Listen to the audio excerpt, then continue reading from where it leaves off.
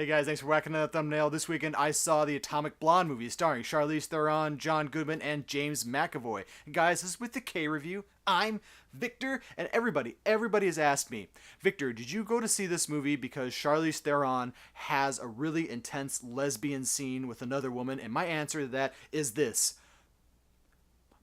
My girlfriend watches these reviews, so no. With a K review. It's VIC? No, it's with a K. Oh. So just to let you know, if you guys haven't been watching my channel over the past couple of years and you're new here, that you should know something about me. I love violence. I love violence in movies. I love martial arts in movies. I like it when the martial arts styles are just raw. Things like Ip Man and you know, John Wick 1 and 2 and The Raid and The Raid 2 Redemption. Those are movies that I love unfettered violence. That there's no wire work, there's no CGI or anything like that, and that it's just right in your face. Now, when I saw trailers for Atomic Blonde, I was really into it. This was the same guy who directed John Wick, and he was actually one of the co-directors, and it looked like it was great. It looked like all the action sequences were going to be raw, and they also looked like there was some sort of staircase scene, which we'll get to that one later. It just looked like this movie was going to be one of those really raw action movies, and Charlize Theron she worked really hard for this one. She actually trained with the stunt performers from John Wick. She actually trained alongside Keanu Reeves, and this movie was actually inspired by a lot of what was in John Wick. And there's also a book series that this is after called The Coldest City. It's like a graphic novel. The plot of this movie is actually based back during the Cold War era, and like every movie that's kind of based back during the Cold War era in the Berlin is like basically a spy movie. And it's like spies either have to do one of two things. One, they have to get out of the country and do like a big adventure to get there, or they need to find the list.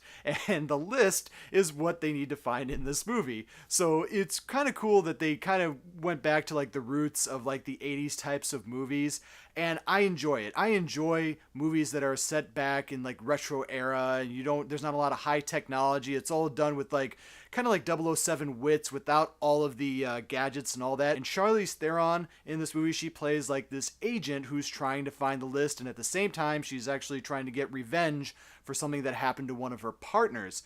Now, I thought that this movie was going to be extremely short. Like, judging by like all the trailers and stuff, I thought, you know, like she was needed to go get the revenge, and then she was just going to go on this mad, just like killing spree, kind of like John Wick.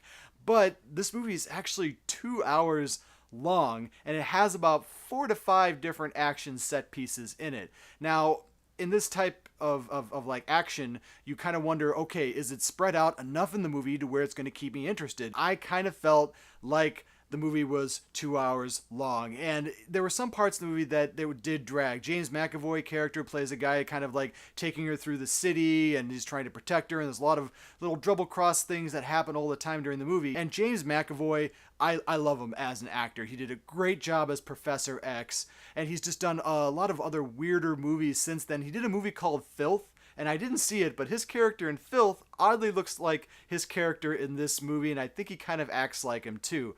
But in general, I liked the way he interacted with Charlize Theron. I liked the thing of them having to find the list. You know, like they have to go through all these little different adventures, and I thought the director did a really good job with this. I do feel like they could have shaved off, I don't know, about 20-25 minutes in the entire movie. The whole thing about Charlize Theron and her love scene, it's basically that I thought that scene was almost unnecessary in the movie, and right now I guarantee my girlfriend's like, yeah, bullshit. However, to be completely honest, it was a little detracting in the movie, and that it didn't seem to really have a place throughout the entire thing. Even the woman that plays the love interest in the movie, I can't stop doing that. That character is named Delphine, and she's also played by Sofia Boutella, and Boutella, she is a really interesting actress. Like, I loved her in the first Kingsman movie. She was like that one that had the robotic legs, and she was like jumping around and slicing people. I thought she was the best part of that movie. And in this one, she kind of has more of a subtle role and everything, and she has a little bit more connection with Charlize Theron's character. I didn't really think that she was really necessary in the movie, and she kind of did drag it out just a little bit. But I know what you're asking me, and you really want to know this, is that, Victor, is this an action movie that's worth to see in the theater? And I can tell you this much. There are action scenes in this movie that are just jaw-dropping. There are just so many different times where it's so raw, and I believe Charlize Theron did about 95% of her stunts in this movie. She actually cracked 2 of her teeth while filming this movie, that she was doing these stunts almost perfectly, and that to do that, to actually hurt yourself doing that, shows a lot of dedication.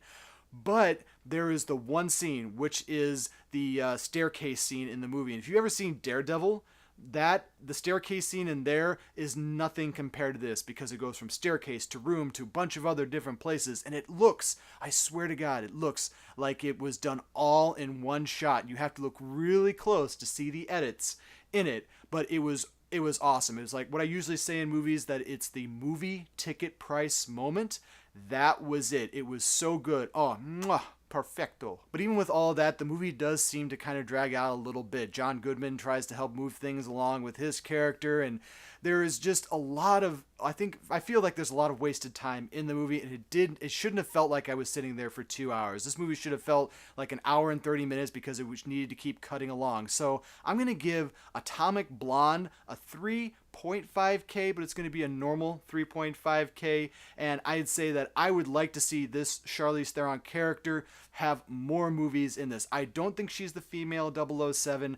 I think she's more ass-kicking than any 007 at all. I mean, bar none. She is better. She is John Wick. No, anyway. Definitely go see this one in theaters for any price when it comes out on video. Set this in your top 5 when it's for free for the streaming, and when it comes out on the Redbox, please make sure to rent this, because this is one of Charlize Theron's most hardcore action movies that I've ever seen her in, and it's definitely worth it. And yeah, thanks guys for watching my review. I do appreciate all the viewers and subscribers that I do have. Make sure to hit that like button and subscribe button, and let me know a WAK comment below, and let me know what is your favorite martial artist and martial arts movie, and what do you think was better, John Wick 1 or John Wick 2? Let me know in the comments below. And yeah, never forget, if you don't like what you're watching, you can always turn it off. But thanks for coming back and seeing me